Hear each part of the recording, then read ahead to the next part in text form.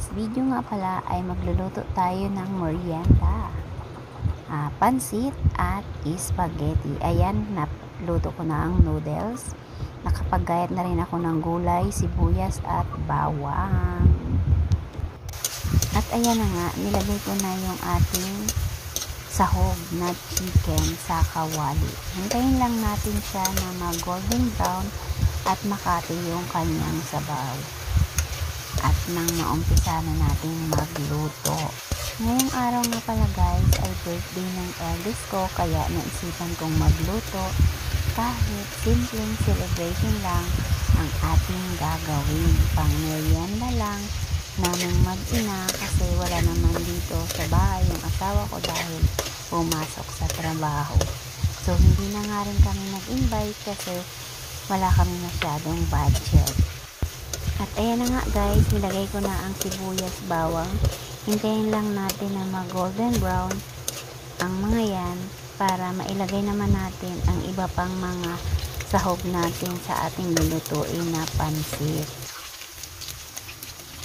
At ayan nga, nilagay na rin natin ang ating isa pang chicken baliwag para dagdag palasa sa ating lulutuin. At ayan nga guys, halo-haloin lang natin hanggang sa tuluyang maluto ang ating mga sahog para sa pansit. At naamoy ko na nga ang bango, ang sarap. At ayan, ang bango nga niya guys, natatakam na nga ako. Parang gusto ko na siyang kainin agad-agad. At ayan na nga guys, ilalagay na natin ang ating gulay na sahog. At ukay-ukayan lang natin siya dyan guys hanggang sa siya ay maluto. Ngayong araw nga guys ay birthday ng eldest ko, kaya naisipan kong magluto ng pang merienda namin na pansit at spaghetti. Kaunti nga lang yun guys dahil kami lang naman yung kakain. Hindi rin kami nag-invite kasi wala kami masyadong budget dahil wala pang ang sahod o diba. Kaya makalipas lang yung ating simple celebration para sa ating family. At ayan na nga, nilagyan ko na siya dyan ng ginisa mix. Naglagay na rin ako dyan ng kaunting paminta, dagdag palasa, kaunting asin. Ayan, sa ating gulay. Ayan, at ukay-ukayin nga lang natin siya dyan guys hanggang sa siya ay maluto. Ang gusto ko nga pala guys sa gulay ay medyo crunchy, hindi masyadong malambot ang pagkaluto dahil mas maluluto pa naman yan kapag nilahok na sa pansit mamaya. At ayan na nga guys, naggayat ulit ako ng sibuyas, bawang para naman sa ating lulutuin na magiging sabaw ng ating pansit. At igigisa natin uli yan dyan sa kawali para lalagyan natin ng sabaw at ihulog naman natin ang ating pansit. At ayan, ukay-ukayin lang natin ang ating sibuyas, bawang.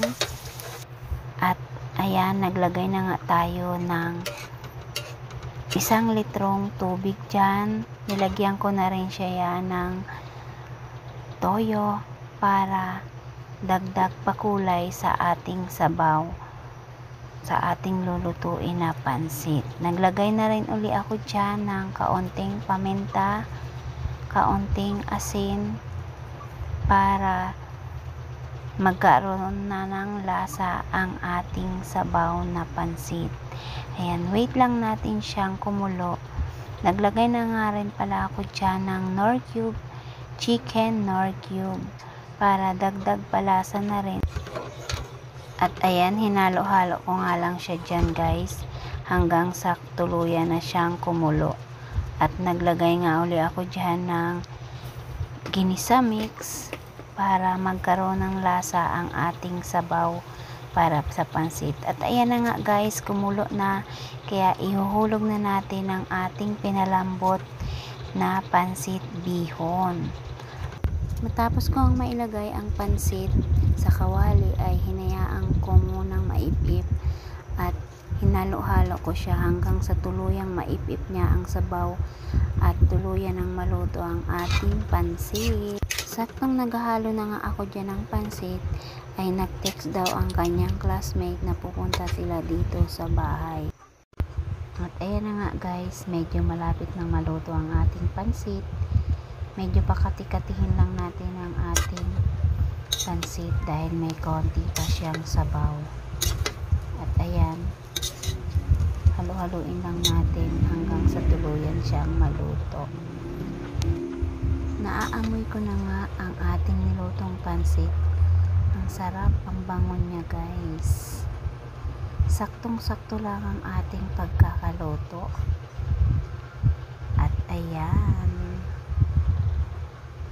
ang sarap tingnan. At ayan, maglalagay na nga tayo sa isang maliit na plato para mag-plating na tayo. At nang matikman na nga natin ang ating nilutong pansit.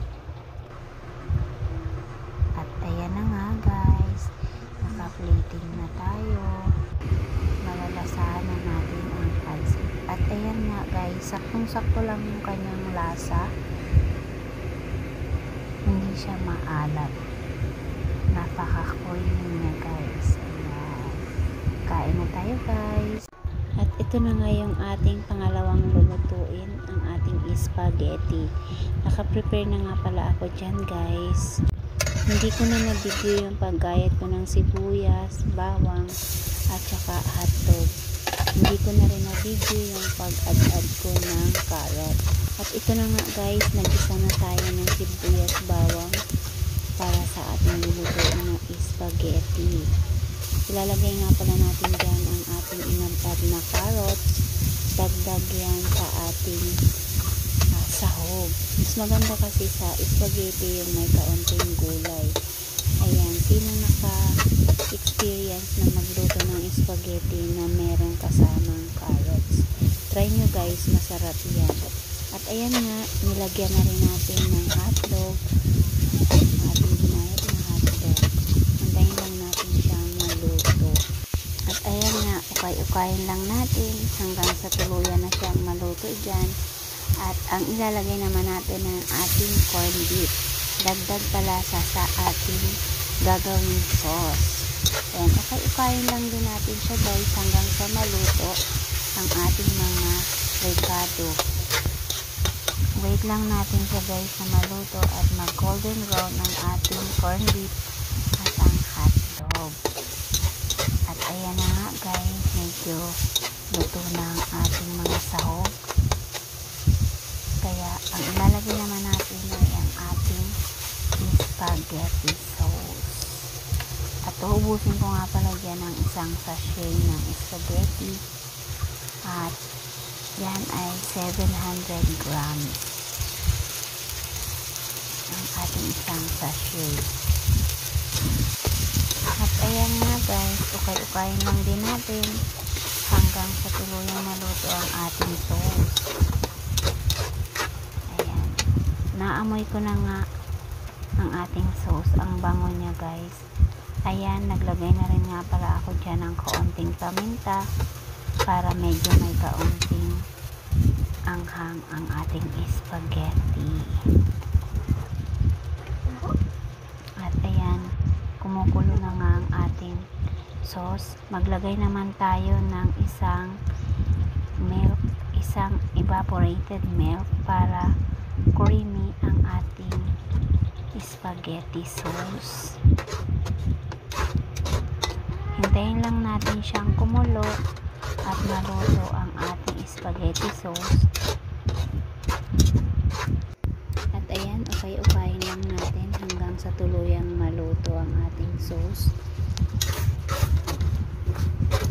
Medyo patuyo-tuyuin lang natin ang ating sauce para maging suwabe. Ayan. Naamoy ko na nga ang bango ng ating sauce. At ayan na nga guys, nilalagay na natin ang ating spaghetti sa ating niluto na spaghetti sauce. At wait na lang natin siyang maluto. Ukay-ukayan lang din natin siya guys dyan hanggang sa maip-ip ng ating noodles ang ating niluto na spaghetti sauce. Natatakam na nga talaga ako dyan guys dahil ang bango niya.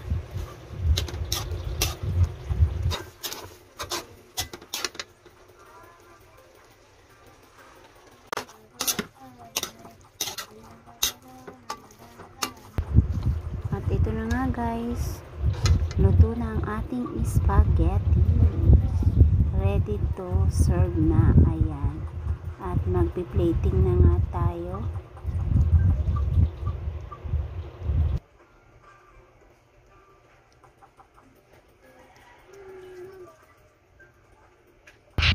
Ayan nga guys, napakaganda ng pagkakaluto natin. Saktong-sakto lang yung ating sauce. Kaya, let's eat na guys. At ito na rin nga pala yung aking biniling cake kanina. At ayan na nga, nilagay na natin sa ating lagayan ng ating mga nilutong pancit at spaghetti. Ayan lang naman yung ating prepare for today. Yan yung ating handa sa ating birthday girl. At ito nga yung ating cake na binili guys. Silipin natin. At ayan nga, habang ako'y nagbibigay ng cake na yan, ay dumating na nga yung kanyang classmate na si Kate. Sila ay nag-chika-chika na. At ayan nga, inantaran siya ng happy birthday para i-blow niya yung kanyang cake. Ngunit, epic fail pala ako dyan. Hindi ko pala napindot yung aking cellphone, kaya hindi ko na video. At ayan lang yung kanyang mga bisita na classmate niya. Thank you sa mga nakapunta, unexpected visitors. Ayan. Thank you guys. At ayan nga, happy birthday sa anak ko. Sana nag-enjoy ka kahit wala tayong handa.